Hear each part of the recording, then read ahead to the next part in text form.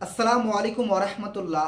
আফ্রিকায় হিম্বা বলে একটি জাতি আছে। সেখানে যদি বিদেশিয়ান বা বাইরের কোনো মেহমান যায়, তারা তাকে নিয়ে খুব খুশি হয় এবং যতটা পারে তার জন্য আপ্যায়ন করে, নিজে না খেয়েও সেই মেহমান নওয়াজি করে।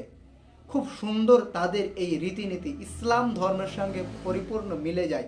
যেমন ইসলাম ধর্মে যদি কোনো মেহমান বাড়িতে আসে, রসুল সাল্লাল্লাহু আলাইহি সাল্লাম খুশি হতে বলেছেন এবং নিজে না খেয়ে সেই মেহমান নওয়াজি করতে বলেছেন। কিন্তু আফসোস এখন মুসলিমরা সেটা করে না। যাই হোক, ইসলাম ধর্মের সঙ্গে আফ্রিকার এই হিম্বা জাতির সঙ্গে মিলে যায়, কিন্তু আফসোসের বিষয় একটা, সেখানে একটা জিনিস ইসলাম ধর্মের সঙ্গে মিল খায় না।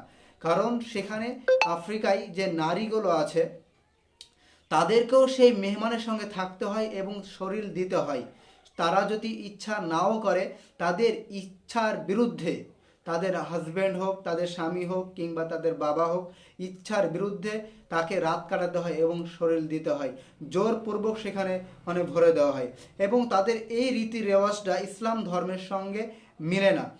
ইসলামের নারীকে অনেক মর্যাদা দেওয়া হয়েছে, নারীর পায়ের তলে জান্নাত বলা হয়েছে, মায়ের পায়ের তলে জান্নাত। এমনকি রসুল সাল্লাল্লাহু আলাইহি ওয়াসাল্লাম বলেছেন, হুমা জান্নাতুকা ওয়া নারুকা, পিতা মাতাই হচ্ছে জান্নাত এবং পিতা মাতাই হচ্ছে জাহান্নাম। পৃথিবীর যে কোনো কোণাতে আপনি যান না কেন, নারীর মর্যাদা ইসলাম যতটা দিয়েছে এরকম কেউ দেয়নি। কিন্তু অনেক সময় এই ইসলাম ধর্মকে নিয়ে কেউ না বুঝে বাজে মন্তব্য করে, এটা ঠিক না। যাই হোক, আমি হিম্বা গোত্র নিয়ে কথা বলছিলাম, হিম্বা জাতি নিয়ে কথা বলছিলাম, যে আফ্রিকায় আপনার এই হিম্বা নারীরা খুব সুন্দর হয়, কিন্তু তারা বছরে একবার গোসল করে, শুধু বিয়ের দিনে।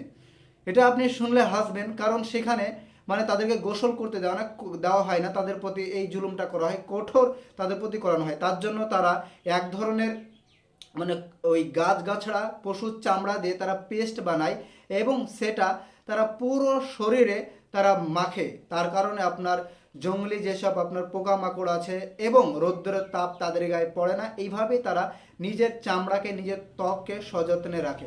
আফ্রিকাতে আপনার সেরকম কোনো প্যান কার্ড বা আধার কার্ড আমাদের ইন্ডিয়াতে যেরকম হয় সেরকম হয় না। সেখানে তারা এক ধরনের তাদের গান আছে, সঙ্গীত আছে, সেটার মাধ্যমে পরিচিত হয়। তারা কারোর সঙ্গে দেখা সাক্ষাৎ করতে গেলে সেই গান যদি তারা বলতে পারে, তবে তাদের গোত্রে তারা নিবে, তাদের নিবে যদি তারা সেই সঙ্গীত বলতে পারে। আফ্রিকার এই হিম্বা প্রজাতির হিম্বা জাতির এই রীতি নেওয়া রেওয়াজ আপনাকে কেমন লাগলো অবশ্যই কমেন্ট বক্সে জানাবেন। আমার মতামত জানাই, তাদের অনেক নিয়ম আমাকে খুব ভালো লেগে গেছে, কিন্তু নারীর উপরে কিছু অমানবিকতা করা হয়েছে, সেটা ভালো লাগেনি। যদি ইসলাম তাদের কাছে পৌঁছায়, তাহলে ইনশাল্লাহ তারাও একদিন নূরের আলো পাবে, সেখানকার নারীরাও একদিন মর্যাদা পাবে, যেমন ইসলামিক নারীরা পায়। ভিডিওটি বেশি বেশি করে শেয়ার করুন। পরিশেষে আল্লাহর কাছে দোয়া করে, আল্লাহ তুমি অতি দ্রুত ইসলামের এই নূরের আলো সারা পৃথিবীতে ছড়িয়ে দাও।